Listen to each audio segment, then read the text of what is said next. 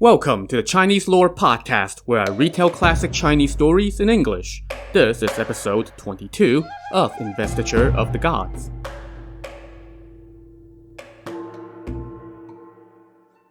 Last time, Chang, the Grand Duke of the West, finally made it back to his home state of Zhou, and his top two officials, the minister San Yisheng and the general Nan Gongguo, immediately began clamoring for marching back east to overthrow the debauched Shang king. But Chang was most displeased at that advice. "Sirs, I took you to be loyal and honorable men, on whom our state depends for its safety," he chided them. "And yet, today you have uttered such disloyal words. How dare you mention vengeance when you have placed yourselves in a most indefensible position? The king is the head of all the realm. Even if he does something wrong, his vassals should not dare to say anything, much less correct him, just as a son would not dare to correct his father. As the saying goes, if the king wants a vassal dead, the vassal dares not live. If a father wants his son dead, the son dares not disobey. Whether you are someone's son or vassal, you must put loyalty and filial piety above all else. I was imprisoned because I admonished the king. Even though I suffered for 7 years, it was my own fault. How would I dare to hold a grudge against the king? As the old saying goes, a gentleman does not shrink from calamity, but rather follows the will of heaven. Now, I have received His Majesty's kindness in being promoted and being allowed to return home. I should pray day and night for all the strife in the land to cease and for all the civilians to tend to their professions diligently. That is the duty of a vassal. You two must not push this misguided idea. This is not befitting a benevolent gentleman." But General Nan Gongguo was flabbergasted. "Dude, were you not puking up rabbits just a few days ago? You should be ridding the realm of this unjust king," he told Chang. "It would be in accordance with the hearts of the people." "You are mistaken," Chang said. "My son brought his own death upon himself. When I left for the capital, I told all my sons and officials that I was destined for 7 years of suffering, that you must not send a single person to come see me, and that after 7 years, I would return in honor. But Bo Yikao disobeyed my instructions and was prideful. He placed his own filial piety above all else rather than follow my command. He also could not adjust to the circumstances. He was short on virtue and talent, and stubbornly went against heaven's will. That is why he suffered his horrible fate. Right now, I shall obey the laws and my king. I will not act rashly, and will instead fulfill my duty as a vassal. If His Majesty is acting perversely, that is for the nobles of the land to criticize. There is no need for you two to take the lead in this misguided course towards self-destruction. As the old saying goes, among the 5 relations, the one between lord and vassal is the most important. Among all the conducts, loyalty, filial piety, and honor come first. Now that I am home, I must lead by example and focus on people's material well-being. If our civilians remain content, then you and I can enjoy peace. We would not have to hear the sounds of battle, wage campaigns, suffer hardship in the saddle, or be troubled by thoughts of victory and defeat. My wish is for our soldiers to not have to don their armor, and for our civilians to not be afflicted by fear. That would be good fortune and happiness. There is no need to burden the people or empty our treasury." Nan Gongguo and San Yisheng now bowed and thanked Chang for showing them the light. Personally, I think they just got tired of these long-winded lectures and relented. In any case, Chang now moved on to the next order of business. "I am thinking about building a terrace to the south of the city. It would be called the Spiritual Terrace," he told his officials. "But I am worried about it being a burden on the people. On the other hand, it would be used to foretell the future." San Yisheng told him, "My lord, since this terrace would be used to foretell the future, it would be in service of our people, not for your own amusement. So how could it be a burden? And you are so compassionate and loving toward your subjects that they all feel your kindness. If you post an announcement, all our people will happily flock to your call. It would be fine as long as you don't take their labor for granted, pay them for their work, and allow them to come and go as they please. And the people of our land would gain a means to know the future. How can they not rejoice?" That was satisfactorily reaffirming for Ji Chang, so he proceeded to post announcements at all the gates of his capital, and it said, "The Grand Duke of the West wishes to make this known to his people. The region of Western Qi is a land of virtue. There is no disturbance of war here. Our people are peaceful and prosperous. There are few disputes, and our officials are just. Even though I was imprisoned in Youli, thanks to the king's benevolence, I was allowed to come home. But our land has been prone to droughts and floods. I recently noticed a piece of government land to the west of the city. I wish to construct a terrace there. It would be called the Spiritual Terrace and would be used to predict natural disasters. But I worry about burdening the people. So I will offer a daily stipend, and no one will be held to a specific length of service. You may come and go as you wish. If you are willing to contribute to this work, please put your name forward. If you are not willing, just go on about your business. No one will pressure you. Think it through and spread the word." And of course, with the way the story is painting Ji Chang as this wise, benevolent to a fault, beloved sage lord, it would naturally follow that all his subjects were eager to make his dream of a fortune-telling terrace come true.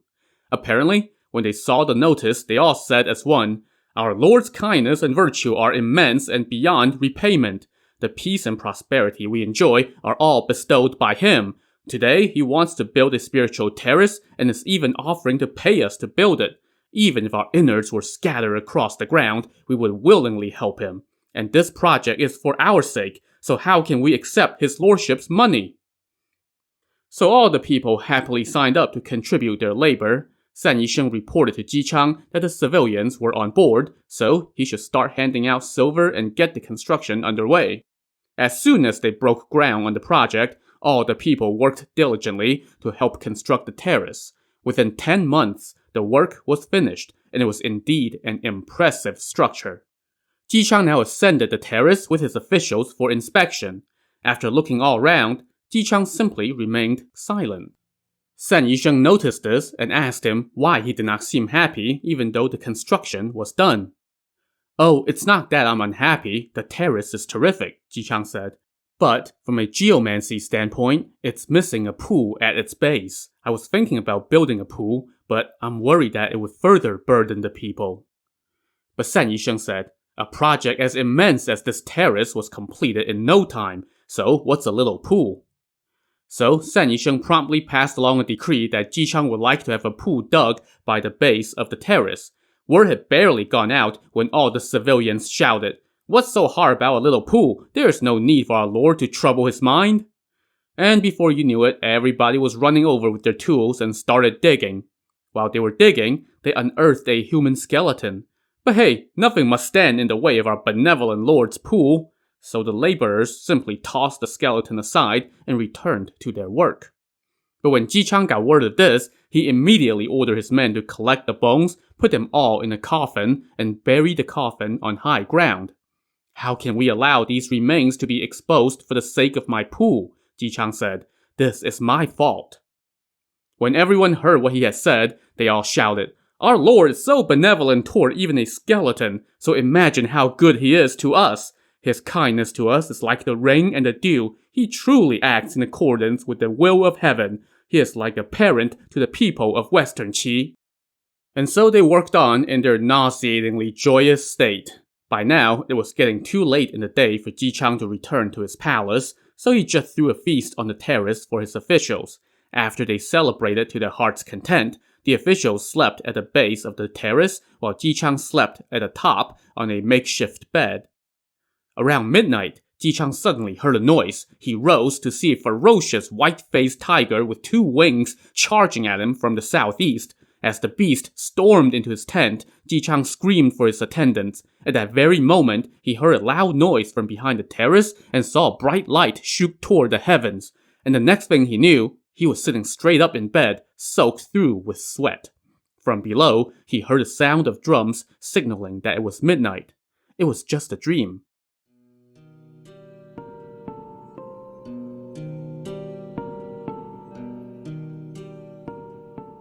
The next morning, Ji Chang's officials ascended the terrace to pay their respects. Ji Chang now recounted his dream to San Yisheng and asked him whether it was a good or bad omen. San Yisheng bowed and said, "My lord, this is a great omen. It means that you're going to land a rare talent, one who will be a pillar of the state and rival the great ministers of old." "What makes you say that?" Ji Chang asked.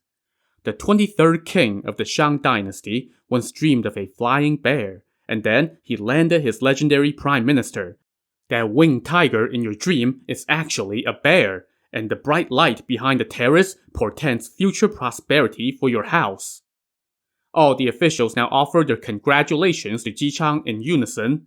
Ji Chang then ordered the entourage to return to the palace. All the while, he could not wait to start looking for this great talent that was supposed to be coming his way.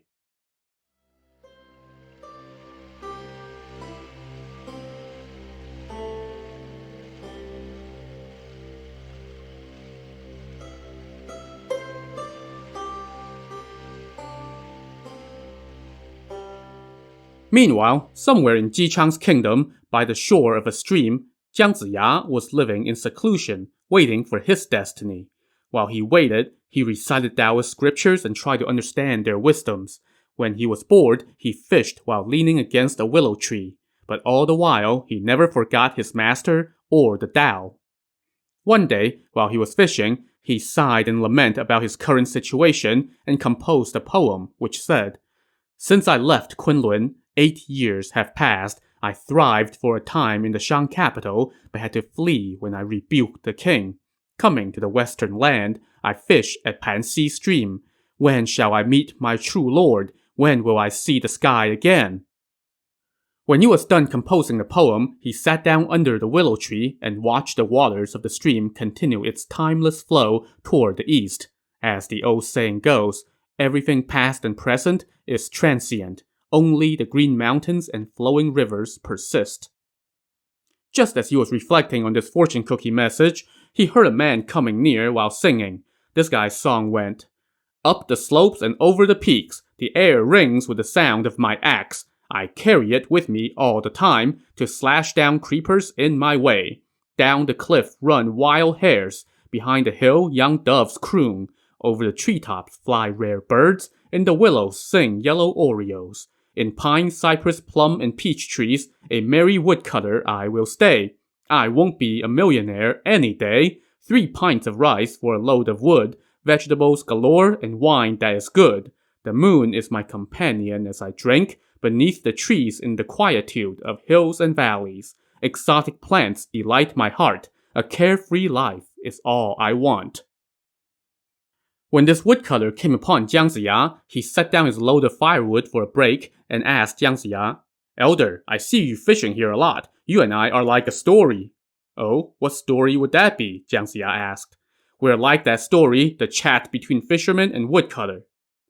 Oh, and by the way, that happens to be the title of a historical commentary presented in the form of a conversation between a fisherman and a woodcutter. Of course, it's also a bit of an anachronistic reference in this novel, since that literary work was not written until the Northern Song dynasty, which would place it a good 2,000 years after the time of our story here.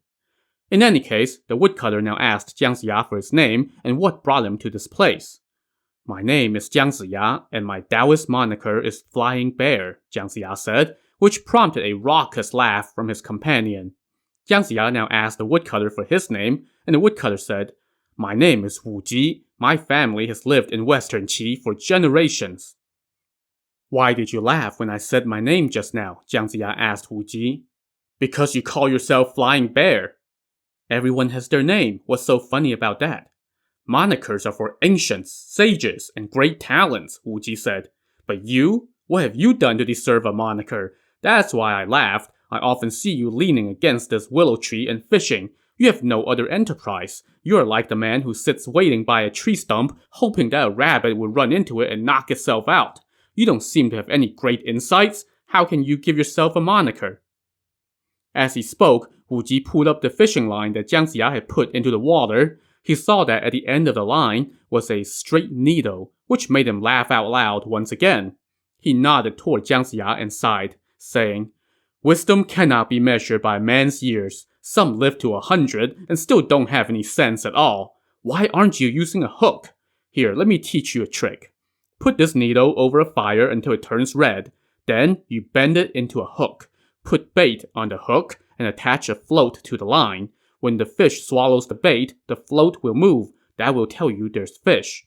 Then you jerk the line up. The hook will latch onto the fish's lips. Only then can you catch something. That's the way to fish. The way you're going about it, you won't catch a single fish in 100 years. You're obviously not that bright, so how can you call yourself Flying Bear? You only know part of the story, Jiang Ziya said. I may be dangling a line here, but my target is not the fish. I'm just killing time while waiting for my opportunity to attain lofty heights. How can I bend the needle to catch a fish? That is not the action of a true man. I want to attain my goals by straightforward means, not crooked means. I'm not looking to catch a fish. I'm after a duke or a king. That made Wu Ji laugh even harder. So you want to be a king or a duke? He roared with incredulity. Look at yourself. You're not king or duke material. You have the look of a monkey. But now Jiang Ziya also chuckled and said, You can mock my looks, but your looks aren't great either. Well, at least my looks are better than yours, Wu Ji shot back. I may be just a woodcutter, but I am living a happier life than you. In spring, I gaze at the peaches and apricots. In summer, I enjoy the red lotus. In autumn, I take in the yellow chrysanthemums. And in winter, I feast my eyes on the plum flowers. Listen to this. He then recited a poem that said, I sell my firewood on the long street. Then I go home with wine for my mother and me. I am content to cut wood for a living while I watch the world turn itself upside down. But Jiang Ziya said, That's not how I see you. In my opinion, you have a bad look about you. What do you mean? Wu Ji asked. Your left eye is green and your right eye is red. You're going to kill somebody in town today. And that brought the conversation to a screeching halt. Wu Ji was highly offended. I was just poking some fun with you. Why must you speak so ill of me? He chided Jiang Ziya as he picked up his load of firewood and got back on his way.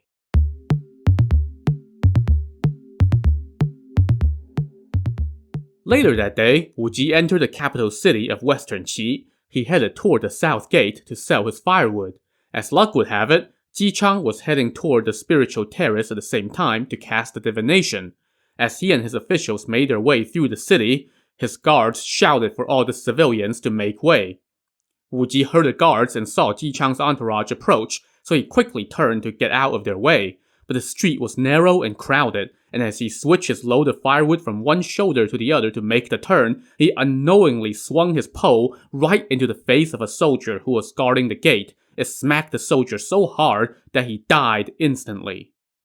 The woodcutter just killed the guard, everyone immediately shouted. They quickly seized Wu Ji and brought him in front of Chang, telling their lord that this woodcutter had killed the guard for some reason. Chang asked Wu Ji for his name and why he had killed the guard. My name is Wu Ji, and I am a law-abiding subject, Wu Ji said. I saw your lordship coming, so I tried to get out of the way. But the street was too narrow, and when I switched my load of firewood to the other shoulder, I accidentally struck the guard and killed him.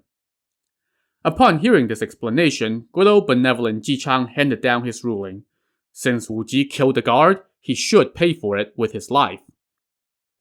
Chang then ordered his men to draw up a jail cell by the south gate to hold Wu Ji, and then he resumed his journey to the spiritual terrace, satisfied that justice had been done in his paradise.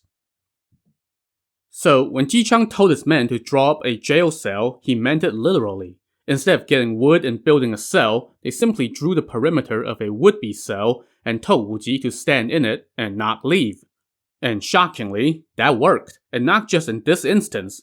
While all the other corners of the realm had real prisons, in Chang's idyllic Western Qi, they did things a little differently. They just drew a box on the ground and told criminals that they were to stay within that box.